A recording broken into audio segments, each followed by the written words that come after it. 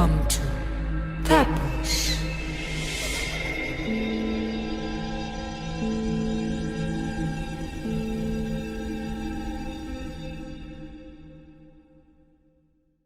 Oke, balik lagi bersama saya yang sudah lama tidak muncul di konten ini.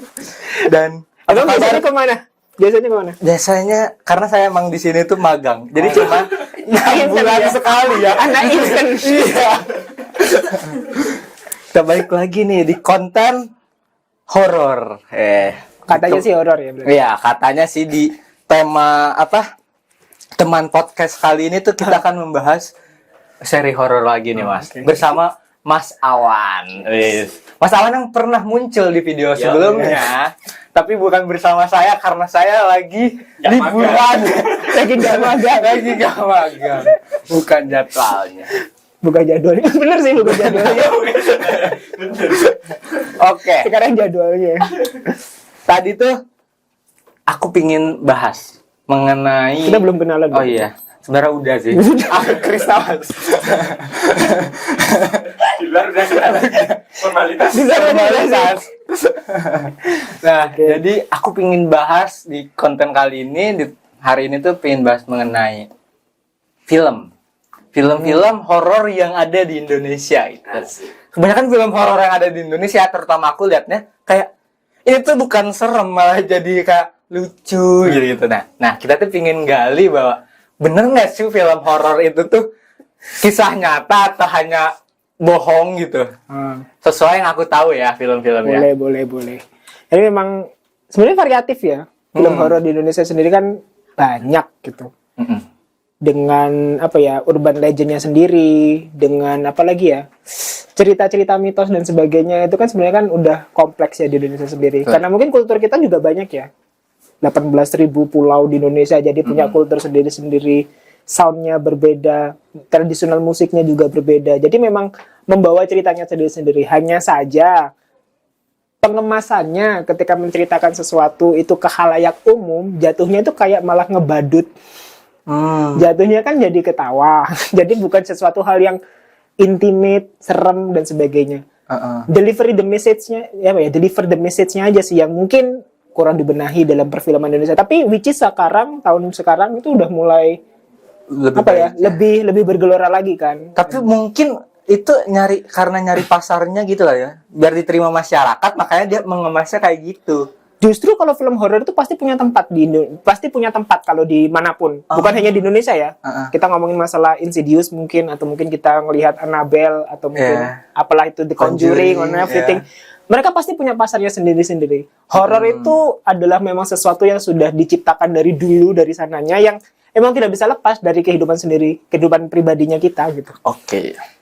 Serunya sih itu, karena memang kan manusia itu kan multidimensi ya. Bumi ini kan multidimensi sebenarnya. Jadi dunia ini multidimensi gitu. Jadi apa ya? Banyak hal yang bisa digali sebenarnya. Tapi memang pengemasannya aja yang sehingga delivery message-nya aja yang kayak kok jadi ngebadut gini ya? Kenapa tampangnya jadi serem tapi nggak serem? Kenapa bajunya terlalu bagus untuk jadi seorang hantu gitu? Gitu sih. Oke. Mungkin langsung ya, aku pingin nanya film-filmnya nih. Aku soalnya udah nyari nih. Ini pas paling aneh nih. Aku udah nyari list filmnya. Sebelum ke situ. Kalau tadi Mas Awan bilang perwujudannya kan kayak seolah-olah ya jadi badut, jadi lucu gitu. Perwujudan itu datangnya dari mana sebenarnya? Oke, jadi kalau ngomongin masalah perwujudan ini sebenarnya kan kompleks ya, Mas. Ya. Seperti aku bilang di podcast sebelumnya sama Mas Ivan juga, kalau iblis itu bisa menyerupai siapapun dan apapun, tergantung dari hati manusianya. Kalau manusia melihat, membayangkan bahwa di situ tuh ada pocong dengan kepalanya retak dan sebagainya, ya secara otomatis dia akan berubah seperti itu sesuai dengan apa yang one click moment gitu aja gitu. Jadi perwujudan seperti itu tuh gampang aja bagi iblis.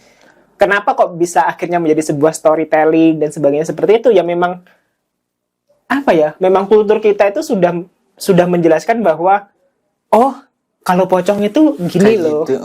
Kalau kuntilanak itu harus gini. Kalau kayak gini bukan kuntilanak, berarti genderuwo. Berarti kita bisa merubah wujud pocong dong sebenarnya. Iya, sebenarnya pocong itu variatif, guys. Jadi bukan hanya seperti orang yang berkerucut terus selesai gitu. Bahkan ada yang nggak berkerucut tapi sininya udah megar, masih pakai kain kafan dan sebagainya, bisa disebut pocong juga. Dan kompleks juga sebenarnya. Mimpiku bener. Pocong itu Iya. tidak harus seperti ini gitu. Maksudnya ada yang dilepas juga seperti yang kita tadi sempat omongin itu. Apa jangan-jangan? Jangan-jangan. Iya. Kan dengan warna ya. Itu kan banyak tuh orang, masa sih pocong ada warnanya merah, ada warnanya apa kuning, ada warnanya ada, guys. Itu tuh yang dilihat dari warnanya tuh dari kainnya apa dari kulitnya dia? Dari warna kain kafan. Oh. Biasanya itu kalau dilihat perspektif dari kasat mata manusia itu kan lihatnya kan apa ya, yang berwarna itu kan kain apa ya namanya? Kain apa sih, what is call it? Mori. Iya, kalau bahasa Indonesianya kain kafannya. Kafan. Iya, kalau dia kan sebenarnya kan kain kafannya kan kalau manusia melihatnya itu sebenarnya colorful. Ada yang memang apa warna putih, ada yang warna hitam, ada yang warna biru dan sebagainya. Tapi sebenarnya itu bukan kain kafannya, tapi aura energinya, aura warnanya gitu maksudnya. Sehingga itu kompleks jadi satu kan. Seperti yang kita bilang dulu bahwa iblis itu kan sebenarnya kumpulan energi. Iya. Kumpulan energi jadi satu, jadi power up, menjadi wujud sesuatu manusia yang bisa visualkan. Jadi sebenarnya mereka tuh punya ini ya kayak kedudukan gitu, kayak manusia kan punya presiden misalnya. Berarti kan dari segi warna tuh dia bisa nunjukin tahtanya dia tuh apa bener, gitu ya. Bener, jadi tergantung warnanya juga tergantung dari seberapa lama dia sudah hidup di alam seperti itu. Terus sekuat apa dia. Kalau bisa menggerakkan barang biasanya dia udah lebih kuat daripada yang kroco-kroco dan sebagainya. Jadi memang variatif dan mempunyai elevasi sendiri-sendiri. Oh, asyik. Oke. Masuk. Kita masuk langsung ke film ya. Oke, dari ini mungkin bahas film yang kontroversinya sangat populer gitu. Untuk pertama mungkin ada Si Manis Jembatan Ancol ya. Aman. Nah, Lama banget. film-film lama, ya aku nyarinya dari film-film lama karena yang film-film sekarang kan udah ditulis kebanyakan by true story yang gitu-gitu. Jadi kayak oke lah kita bahas film zaman dulu gitu. Kayak Si Manis Jembatan Ancol tuh kisahnya gimana, Mas? Apakah itu cuman apa ya? Film. Film aja dibuat orang gitu hayalan atau emang benar gitu? Kalau dari beberapa tracking, mungkin karena aku dulu pernah di Jakarta juga, kalau ada beberapa tracking itu memang sebenarnya memang ada namanya Mbak Mariam waktu itu. Nama Si Manis. Si Manis itu karena memang perawakannya memang manis, orangnya manis lah gitu, orang-orang kayak like orang Indonesia asli dan sebagainya, pakai kebaya dan sebagainya, kebaya yang setiap hari ya, bukan kebaya yang pakai gaun lebar, enggak, kebaya harian gitu loh, kayak yang zaman dulu kan kita kan pakai kebaya yang masih singset terus pakai jarik sininya, ya something like that lah, seperti itu.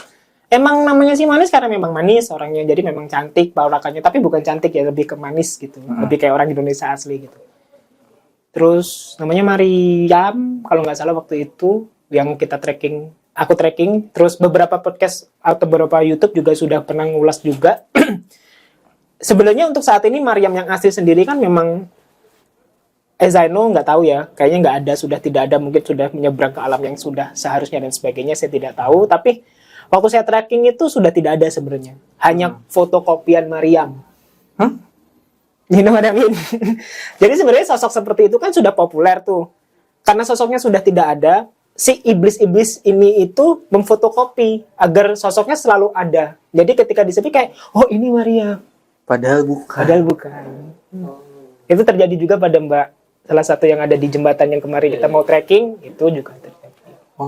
Jadi fotokopian. Itu memang kisahnya memang waktu itu, if I'm not mistaken, waktu itu memang hampir mau diperkosa atau apa, terus akhirnya dia terjun bunuh diri dan sebagainya gitu.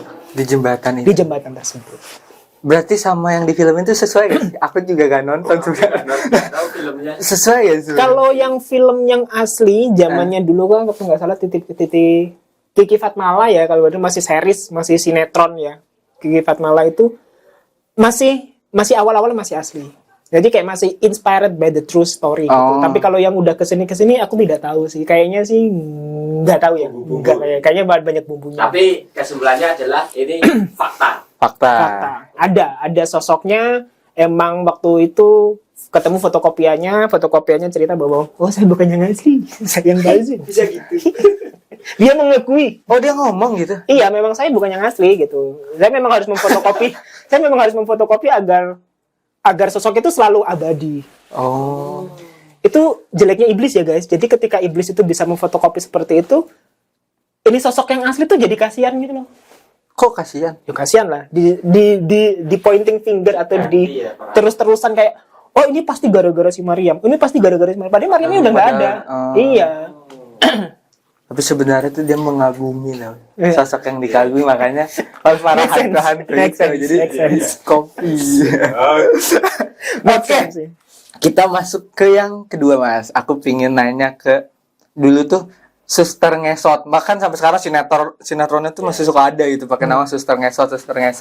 Nah, Suster Ngesot tuh beneran gak, Mas? Kalau suster ngesot itu memang ada di beberapa rumah sakit ya. Yang pernah aku temuin itu di Surabaya. Kalau yang lain-lainnya kayak di Bandung itu pernah ada tapi memang nggak ngesot. Kalau aku dulu pernah trekking di salah satu bangunan di rumah sakit Bandung yang udah sangat terkenal kalau browsing di pertama rumah sakit horor terbengkalai di Bandung, itu pasti nomor pertama lah. Itu pernah masuk ke situ memang susternya tidak ngesot, tapi di beberapa tempat seperti di Jakarta ada salah satu rumah sakit swasta besar atau mungkin di Surabaya itu rumah sakit besar juga itu memang ada. Kenapa disebut Suster Ngesot? Padahal nggak ngesot kan katanya tadi yang di Bandung itu. Kalau yang di Bandung memang tidak ngesot, tapi bukan disebut suster ngesot juga, tapi memang tidak ngesot. Oh. Tapi memang suster berdarah. Tapi orang-orang memvalidasi di situ ada suster ngesot. You know what I mean? Jadi berbeda. Oh. Tapi adalah susternya tidak ngesot. Kalau yang di Bandung. Tapi kalau di beberapa rumah sakit yang pernah aku datangi, salah satunya Jakarta sama Surabaya, itu memang ngesot. Karena memang salah satunya karena memang kakinya kalau nggak salah memang emang dibunuh dengan cara dicacah atau mungkin gituin. Tapi memang aku nggak tahu ya. Soalnya di setiap rumah sakit itu tuh selalu ada fotokopian suster ngesot. Aku tidak tahu rumah sakit mana atau suster ngesot mana yang mendahului itu semua. Tapi yang aku Kejadiannya sebenarnya seperti apa gitu. Tapi yang aku pernah cerita dari salah satu suster ngesot di Surabaya yang pernah aku temuin itu memang dia memang boleh ya. Dia memang diperkosa terus dibunuh dengan kakinya dicacah gitu. Tapi itu pada tahun waktu itu masih zamannya Belanda masih ada. Jadi servant. Kalau Jugu Ianfu lah kasarnya gitu. Berarti Suster Ngesot itu sebenarnya yang diambil dari kisahnya bukan kisahnya dong ya? Berarti si karakternya doang yang diadopsi sama film. Dari beberapa film bener karakternya doang bahwa Bukan. kalau historinya pokoknya kalau Suster Ngesot pasti meninggalnya bunuh diri terus akhirnya dicacah kakinya. enggak. Padahal nggak seperti itu kan harusnya semuanya gitu maksudnya. Karena beberapa rumah sakit memang ada fotokopian dan itu pasti ada kayak kita di SD kayak SD kita tuh mantan mantan kuburan, mantan rumah sakit. Itu kan pasti sering. Itu kan sebenarnya hasil seperti itu. Karena aku bilang bahwa iblis itu bisa mengcopy sehingga ketika ada orang bilang, di sini tuh ada suster ngesotnya kayaknya soalnya gini. Ya otomatis dia akan muncul dengan sendirinya. Oke. Iya, balik lagi kayak yang tadi. Awal. Lumayan. Menarik.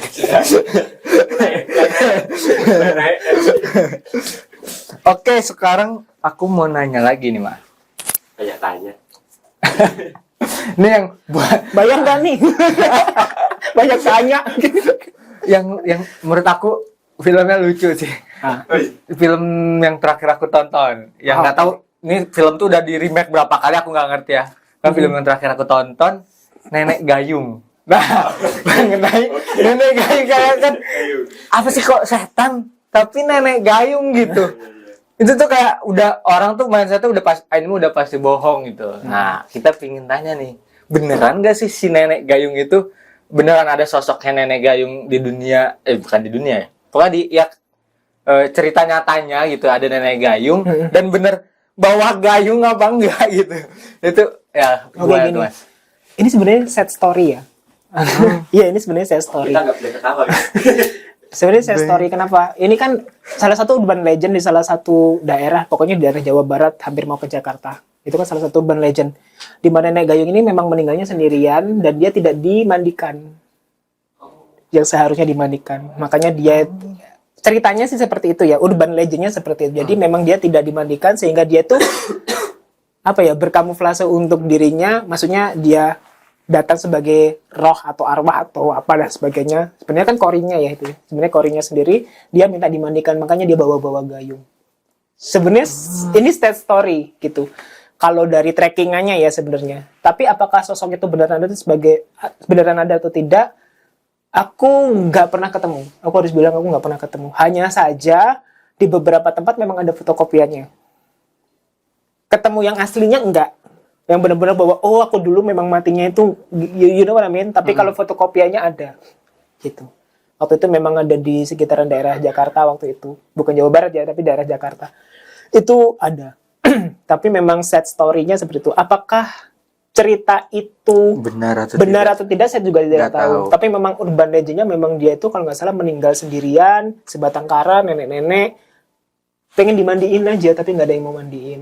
Wah, kasihan. Makanya dia kesana-sana bawa gayung. Makanya ketika itu dijadikan film dan sebagainya, ada beberapa film yang berkonotasi berbeda ya, seperti kayak kalau dimandiin berarti dia tuh gini, nenek gayung itu ada yang mantan dukun yang mandiin mayat dan sebagainya gitu, tapi ketika dia mati dia yang mandiin, itu ada juga yang bilang bahwa nenek gayung itu dukun, jadi nggak ada orang yang mau mandi dan sebagainya gitu. Ada banyak sih kisahnya, cuma kontemplasinya yang aku pernah temuin yang cerita dari fotokopian itu ya gitu. Pokoknya ada dulu nenek yang benar-benar yang hidup sendiri sebatang kara, tapi nggak dimandiin, padahal dia pengen matinya tuh benar-benar disucikan dan sebagainya, tapi nggak ada yang. Alasannya nggak dimandiin tuh emang dia nggak ada keluarganya gitu, ataukah emang tetangga dia tuh hidupnya jauh dari pemukiman, akhirnya dia tidak nggak, orang pada nggak tahu kalau dia tuh udah meninggal gimana gitu. Kalau dari urban legendnya yang aku tahu cuma segitu aja. Tapi kalau dari tracking yang aku adaptasi sendiri, kayaknya sih memang karena rumahnya kan berpendar-pendar, maksudnya jauh-jauh kan jaraknya. Walau zaman dulu ya di daerah Jawa Barat dan sebagainya kan sini, terus ini hutan atau sini apa dan sebagainya gitu, dan kita tidak tahu ya waktu itu. Segitulah ceritanya. Bahkan beberapa daerah kan sekarang juga gitu ya, Masian. Kayak di sini rumah terus agak jauh sedikit baru rumah gitu. Kayak gitu sih. Tapi itu again, itu antara asli atau palsu aku tidak tahu, tapi memang ada story-nya seperti itu sebagai urban legend. Oke. Masih 50-50. Ya.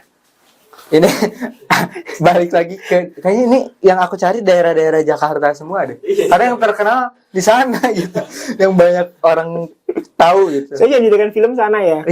Iya, benar. Kalau Kolorijo itu ada tuh di daerah mana itu? Kalau tempatnya Ayu Ting Ting di mana sih? Aduh, nggak tahu. Cipete. Bukan. Kok Garut sih? Ayu Ting Ting itu di mana sih? Aduh, Depok. Oh, Depok. Itu kan pertama kali munculnya Kolorijo di situ. Oh iya. Oh iya, bahas aja Mas langsung Kolorijo. Ada kan? Nah, tunggu. Ada rilis. Kayak trackingnya ke sini deh. Kalau Kolorijo itu memang ada juga, tapi memang bukan daerah Jakarta. Itu masih awal-awalan, pertama kali kalau nggak salah munculnya di Depok tahun 2000-an. Itu big kan waktu itu. Mas Ivan udah hidup pada saat itu? Udah tahu itu. Udah tua. Itu big banget. Itu ceritanya gede banget kan. Memang itu kan tracking. Kalau memang orang-orang memang semua orang tahu lah ya. Itu kan sebenarnya kan orang nganut ilmu hitam. Tapi kan banyak korban yang berceceran, terutama perempuan yang harus ditidurin dan sebagainya gitu. Jadi asli, dan sampai sekarang pun sebenarnya masih banyak. Cuma tidak terekspos gitu aja. Kenapa wujudnya kok kolor hijau? Karena aku tidak tahu ya seperti itu. Kenapa harus kolor hijau? Aku belum melihat secara utuh waktu itu. Aku sendiri juga nggak ketemu. Cuma memang sampai saat ini tuh masih ada yang seperti itu. Yang harus meniduri perempuan hingga akhirnya dia menjadi kaya raya. Itu banyak. Meskipun tidak kolor hijau ya. Ya, karena kemarin yang biru stoknya habis. Jadi makin banyak. Tapi kalau aku misalnya gini, kayak tadi kan aku kayak ngecengin si setannya gitu. Nah, kondisinya tuh mereka marah nggak sih kayak kalau dicengin gitu? Apa sih bahasanya? Sebenarnya sebenarnya gini, kalaupun kita cuma ngomongin aja pun sebenarnya ada beberapa sosok yang terpanggil kan. Kayak, what are you talking about? About me? Gitu kan kasarannya. Cuma kalau ngecengin dan sebagainya itu kan kalau aku ya, ini aku pribadi ya, ini kan tergantung dari niat kita. Niat kita beneran ngecengin atau cuma make it a joke to make it fun. Beda ya. Kalau bener-bener ngecengin kan, memang ada kayak gitu. Itu pasti ada 1, 2 yang mungkin sosok lah gitu yang tidak kok lu gini gitu. Menghantui itu bukan seperti kayak tiba-tiba muncul, tiba-tiba kamu diam. Enggak. Switching mood itu juga bisa menjadi salah satu faktor menghantui loh. Tiba-tiba kamu merasa kayak moodku kok tiba-tiba nggak enak, capek dan sebagainya. Itu bisa jadi menghantui. Salah satu faktor dihantui oleh sosok. Oh iya. Iya. Orang kan bilangnya kan, itu karena psikologinya memang seperti ini dan sebagainya. Karena mungkin tired dan sebagainya. What makes you tired? Itu kan jadi question. Vibe-nya lagi nggak enak. Kenapa kok bisa vibe-nya nggak enak? Itu kan dari energinya yang tidak enak. Kenapa kok energinya tidak enak? Oke. Kalau jadi kompleks sebenarnya. Terus aku nanya lagi nih, kalau misalkan aku di posisi kita tuh habis cerita gitu tentang horor, karena di tempat ini ada ini, otomatis kan ketika kita masuk ke tempat itu udah punya bayangan bahwa di sini tuh ada sosok ini, di sini ada sosok itu. Nah, itu kan yang membuat kita jadi takut nih, jadi berhayal bahwa di sini beneran ada. Nah, ketika kita punya perasaan itu tuh, apakah si sosok itu tuh emang lagi ada, datang gitu juga? Apakah emang cuma perasaan aja, bisa aja dia tuh nggak ada gitu? Tergantung sih, di situ kan ada 50-50 tuh, sebenarnya gambling. Kalau semua kayak dari datang terus akhirnya merasa ke bawah, wah kayaknya di sini tuh ada gini, soalnya aku dapat cerita ada gini. Itu memang bisa jadi memang buah pikiran kita sendiri. Tapi bisa jadi memang sosok itu ada. Tapi yang harus kita tahu bahwa pemikiran kita itu sebenarnya kan lebih jahat ya daripada sosok-sosok seperti itu. You know what I mean? Kalau kita pernah nemuin ayat bahwa Tuhan itu bersama prasangka hambanya, makanya kita harus ngomong bahwa prasangkanya baik-baik terus nih. Makanya ketika kita ngomong bahwa di situ ada sosok kayak gini, secara otomatis ya termindset aja seperti itu. Gitu. Sehingga sosok yang sebenarnya ada dia bisa merubah wujudnya seperti apa yang kita pikirkan. Padahal yang ada tuh bukan sosok itu. Bisa jadi seperti itu kan sebenarnya. Makanya ketika kita datang ke tempat yang baru dan sebagainya, the first focusnya kan adalah Tuhan dulu nih yang harus disebut. Doa dulu dan sebagainya. Gitu sih. Jangan-jangan tadi malam ternyata ada. Tapi yang gini, salah satu cirinya yang pernah aku temuin. Aku meeting di sini kan. Salah satu cirinya, jika you focus on the one side tempat gitu ya, kayak berapa lama? Bisa jadi di situ benar ada. Nah tadi pas kita ngobrol di luar, aku kayaknya gitu deh. Fokusnya tuh ke sebelah nih, gelap tuh, yang ke gedung yang ini. Aku tuh dari tadi ngobrol sama Sawan kan gini. Aku tuh fokusnya si mata yang ini tuh sana terus. Tapi aku lihat nggak ada apa-apa aja. Gitu. Nggak tahu ya ada apa aja. Karena memang manusia kan sebenarnya kan sensitif. Seperti aku bilang sama Mas Ivan, semua manusia itu sensitif, hanya kadarnya aja yang berbeda. Gitu. Makanya ketika ada bilang bahwa Halloween dulu ya keren dan sebagainya. Apa yang keren? Berarti bisa dilatih juga kan yang gitu deh. Sensitivitas itu memang bisa dilatih. Cuman kadarnya aja yang besar gitu kan. Cara melatih sensitif ya dengan cara kita untuk lebih tunduk sama Tuhan. Ketika kita bisa tunduk sama Tuhan, kita bisa lebih sincere, otomatis itu semua dosa kan akan dibabat tuh sama Tuhan. Otomatis kita akan jadi manusia yang baru dalam tanda kutip ya. Dia akan lebih gampang untuk menerima sinyal-sinyal semesta. Tapi kan bukan berarti sensitif itu bisa lihat hantu. Enggak. Iya. Itu kan berbeda konsepnya. Kayak hantu aja kan ada yang bisa megang barang, ada yang nggak bisa. Kasian yang nggak bisa deh. Terus hidupnya ngapain deh? Kayak ngapain anjing? Ini short story cerita asli ya. Ini waktu itu aku di Bandung. Kayak itu mungkin pertanyaannya dari itu. Ngapain lu di situ doang dan sebagainya gitu. Ada salah satu kantorku di daerah Bandung, waktu kantor cabang di kantor cabang Bandung itu memang lagi ada gangguan. Jadi memang ada lawan bisnis kita dan sebagainya waktu itu lagi nyebar-nyebar yang nakal-nakal dan sebagainya gitu. Hingga akhirnya itu aku ketemu sama satu sosok namanya Santi. Bagus namanya. So lovely. Dia tuh cuma berdiri aja di satu sisi itu dan sebagainya. Aku ngerasa kayak lu ngapain di situ doang ya? Dan cuma berdiri aja. Ya aku memang nggak bisa harus di sini terus. Itu ada sosok seperti itu. Nggak bisanya tuh kenapa? Dan nggak bisa. Dan ternyata setelah aku tracking, tanya-tanya dan sebagainya, dia itu kan memang salah satu sosok yang maaf kurang beruntung di hidupnya waktu itu hingga akhirnya mengakhiri hidupnya sendiri dan sebagainya. Ternyata dia merasa bersalah. Ketika merasa bersalah dan sebagainya, akhirnya dia minta bantuan untuk tolong doakan aku pengen selesai dari semua kesusahan ini dan sebagainya. Hingga akhirnya ketemu orang, ternyata dia dukun. Dia dipekerjakan terlebih dahulu untuk rumah makan dan sebagainya. Oh. Paham ya maksudnya? Hingga rumah makan sebagainya, entah itu ngeludahin atau apa dan sebagainya. Setelah selesai tugasnya, dia ternyata dibuang dan dia berdiri di situ aja. Itu tuh bisa berakhir gak? I don't know.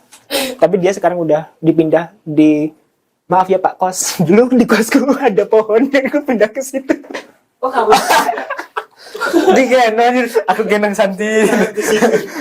Aku udah ke situ. Jadi waktu aku pindah, maksudnya keluar dari Bandung, kayak merasa kayak, kok aku ditinggal sendiri?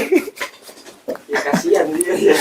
Tapi dia udah punya rumah baru lah kasarannya. Jadi masih bisa gerak. Dia tidak bisa beraktivitas ngapain. Bener-bener diem gitu. Waktu berdiri aja, Nggak bisa gerak gitu dah, gerak. nggak tahu. Jadi kayak tahu nggak sih kayak ada penjara, kayak ada batasan di mana dia tuh cuma bisa bergeraknya cuma udah gini aja, nggak bisa kemana-mana.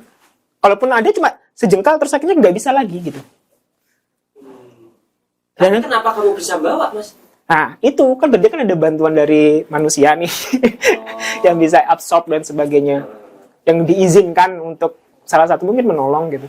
Karena dia beneran nggak tahu kenapa kok aku bisa di sini. Aku minta maaf karena terus akhirnya dia mencari bantuan manusia, terus dapatnya dukun, dan dia akhirnya dipekerjakan. Kan berarti kan kalau kita tracknya bukan salah dia ya, tapi salah dia gitu.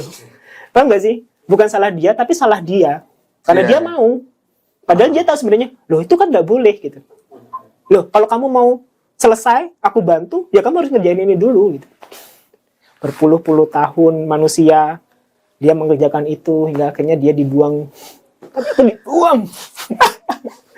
Aku dijampakan. Malangnya. Iya deh. Oke, sekarang ke yang film terakhir yang mau aku tanya. Ini ada namanya Hantu Jeruk Purut. Itu kan paling rame tuh, ada jeruk purut itu diambil dari Bukan jeruk nipis ya? kecil. Kelereng namanya. Nah, jeruk purut itu kan diambil dari nama ininya ya, bukan apa, pemakaman kuburannya ya. Makanya disebutnya hantu jeruk purut. Nah, kita bahas Mas. Nah, si hantu tuh sosoknya tuh berupa apa gitu? Berupa jeruk purut. Enggak sih. Bener bulat gitu jeruk purutnya, loncat-loncat. Gitu apa gimana kan kita nggak tahu tuh. Nah, yang ini urban legend ya, sekali lagi juga belum pernah ketemu sama sosoknya, tapi waktu itu pernah tahun 2018 pernah mistaken, waktu aku pindah ke Jakarta itu, aku pernah jalan-jalan ke sana jam 10 malam kalau nggak salah. Ngapain aku malam-malam ke kuburan? Tapi bener-bener pengen explore aja di situ. Terus ketemu penduduk lokal di situ. Mana nih? Aku udah muterin di kuburan katanya 7 kali ada sosoknya dan sebagainya. Hei Mas, udah nggak jalan, udah nggak ada itu, udah jadi bintang film. Oh, jadi Michael Jackson ya hilang dah. Si penduduk lokal tuh bilang gitu, nggak ada Mas, udah jadi bintang film dia. Oh gitu, soalnya kan memang bignya kan waktu itu kan memang jadi film kan. Sosoknya memang pastur, kepalanya dipenggal nggak ada, jadi kepalanya dibawa gini, sama salah satu penanda dia datang itu anjingnya menggonggong. Jadi dia tuh berdiri, kepalanya di tangan kiri kalau nggak salah, kepalanya di tangan kanan, kepalanya tangan kanan, terus tangan kirinya itu ada anjingnya, gitu. Jadi dia megang, jadi sosoknya seperti itu. Kalau urban legendnya, kata penduduk lokal di situ, katanya memang ada pastor yang sebenarnya tidak bersalah, tapi dipenggal karena mungkin miskomunikasi atau apa, I don't know ya, seperti itu. Terus akhirnya jadi sosok yang menghantui. Tapi again itu kan bukan yang asli. Kenapa akhirnya kok jeruk purut? Karena memang lokasi itu tempatnya memang jadi salah satu lokasi untuk pembantaian dan sebagainya. Oh, berarti bukan yang kepalanya jadi jeruk purut itu. Karena lokasinya ada yang lokasi jeruk purut di situ. Di daerah Jakarta Selatan itu nama daerahnya. Ada jeruk purut, itu ada pemakaman jeruk purut. Oke. Nah, waktu itu tadi kamu bilang kamu tuh sempat datang ke sana kan, terus kamu cari sosok jeruk purutnya tuh nggak ada si hantu jeruk purut. Nah kan di sana tuh konsepnya kan kuburan gitu kan tempatnya. Kamu ketemu sosok-sosok lain yang ada di situ nggak, yang nunggu juga kali gitu? Kalau makam itu kan aku selalu bilang itu adalah tempat paling nyaman Bagi mereka. maksudnya kayak memang rumah lah. Iya, Orang yang pengen istirahat dan sebagainya gitu. Ya namanya aku kan tidak sopan waktu itu. Jadi saya muterin 7 kali. Mana nih hantu sosoknya dan sebagainya? Iya. Nggak ada, jadi bintang film katanya gitu. Kalau sosok-sosoknya yang ada ya B aja, maksudnya ya kayak ada perempuan yang duduk di atas pohon kayak Hantu pada biasanya, umumnya pada gitu. umumnya aja gitu. Tapi kamu sempat nanyain nggak ke si sosok lainnya? Mana yang disebut jeruk purut itu tuh? Mereka tuh tahu gak sih jeruk purut gitu? Kalau ya itu trackingnya itu kan aku tanya penduduk lokal bahwa oh ya memang di sini tuh dulu ada urban legend, ada pastor yang dipenggal kepalanya, meninggal dan sebagainya. Udah gitu aja gitu. Tapi kamu nggak nanya ke sosok yang ada di situ, nggak ditanya sama? Ya itu tanyanya ke penduduk lokal. Oh, penduduk lokal tuh itu. Penduduk lokal baru. Penduduk lokal situ. Akhirnya tuh penjaga yang benar-benar keliling gitu, ada jam. Saya tuh introvert. Kalau tanya orang baru sih saya kagok. Dia lebih pilih tanya ke Iya, ke penduduk lokal. Kalau saya. penduduk lokal. Oke. Baru nggak lagi, astaga. Oh dari tadi tuh kalau penduduk lokal itu berarti orang. Iya, aku kira tuh orang loh. Penduduk lokal itu memang itu. Emang tipikalnya kalau tempat baru, aku lebih tanyanya bukan tanya ke orang. Setelah misal aku browsing dulu ya, oh sejarah ini tempatnya ini sebagainya. Memang benar gitu kan. Terus akhirnya aku datang ke tempatnya, tanyanya ke penduduk lokal. Emang di sini ada gini?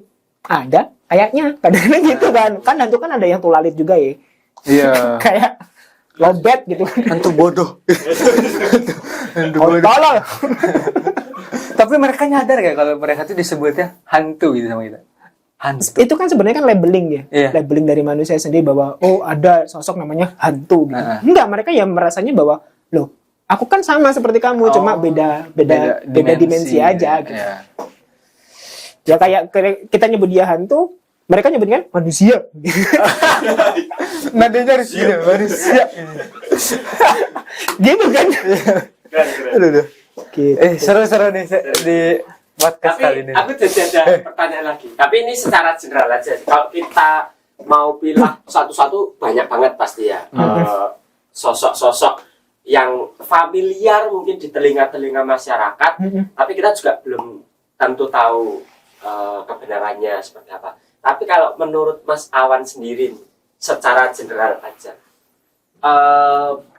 apakah mereka itu memang beneran ada? Dalam artian, yaitu tadi kalau kayak kita, itu cuma mindset orang akhirnya tercipta seperti itu, atau apa ya? Secara umum ya, oke lah sebutkan aja. Misal kita bisa sebut kayak yang lain-lain kayak hantu budek lah, terus kayak ada misalkan di suatu tempat itu nanti ada gelundung pringis, sama kayak kisahnya yang kepalanya dipenggal dan lain sebagainya. Terus misal ke tempat mana nanti ada apa lagi. Apakah itu bisa dikatakan ya memang benar kayak gitu?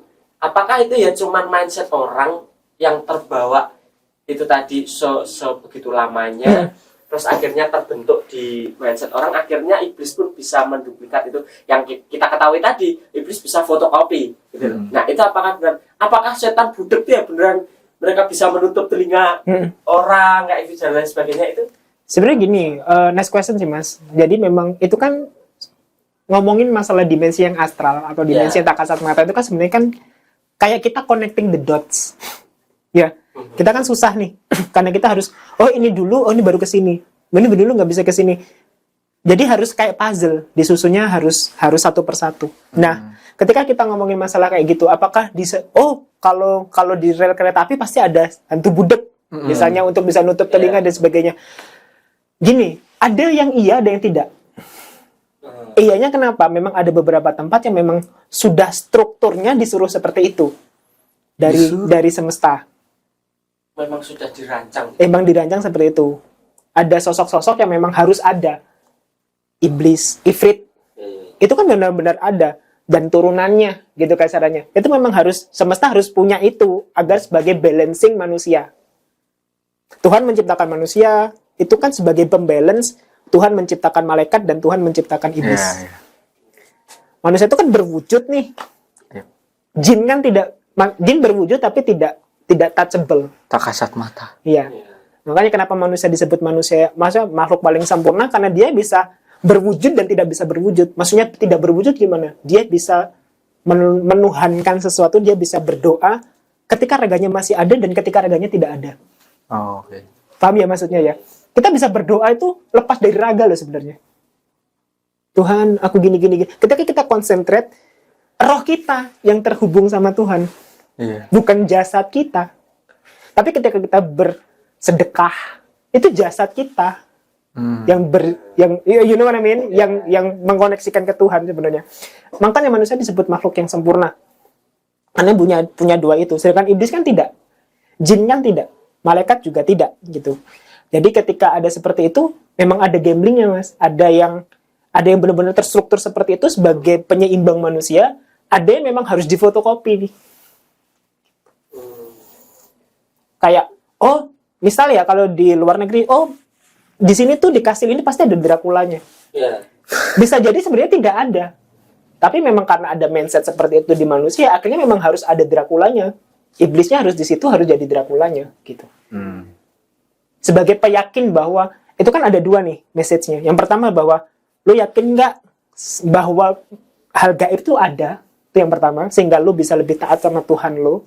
Yang kedua adalah atau lu malah meyakini bahwa oh berarti ada hantunya, oke, berarti aku lebih suka ke hantu aja daripada ke Tuhan. Lesson learn-nya kan banyak. Ya kayak kita pernah bilang sama Mas Ivan juga bahwa Tuhan itu kan berjalan bukan hanya benar dan salah. Meskipun kuasa manusia kan benar dan salah, tapi ada salah 1, salah 2, salah 3 sampai akhirnya benar. Gitu loh maksudnya. Oke. Jadi kesimpulannya ya semua itu tadi random lah ya. Bahwa bahkan kita bisa menemui suster ngesot itu tidak hanya di rumah sakit. Iya, di mana aja juga ada sebenarnya. Tergantung- suster ngesot itu di rumah sakit. Iya, tergantung mindset kita jadinya. Oke. Itu yang aku pelajari ya. Cukup seru ya di episode ini, teman-teman. Nggak jadi guyon ya. Karena hostnya saya. Nah, kalau teman-teman punya apa ya? Ide kali. Ide lagi nih. Film apa yang pengen dibahas? Penasaran kayak apa nih? Mungkin ada sosok-sosok yang belum kita sebutkan. Gitu. Karena aku nyarinya cuma segitu. Yang aku tonton sebenarnya aku Kurang juga- riset ya dia. aku bukan penonton film horor. Jadi kalau teman-teman masih ada yang penasaran tentang film ini tuh bener gak sosoknya kayak gini, boleh komen di bawah, nanti kalau bisa kita buatkan gitu. Ini mungkin sebagai closing atau mungkin bisa jadi buat next step. Pernah dengar Suketi nggak? Enggak lagi. Suketi. Iya, jadi sosok sundel bolong yang Pernah. bisa malih jadi manusia. Iya. Itu nyata loh. Next dapat. Kita bahas apa tadi? Suketi ya? Suketi. Oke, mungkin segitu ya. Makasih Mas Awan buat waktunya di hari ini. Kita next video bahas Suketi. Bye guys. Welcome to Tap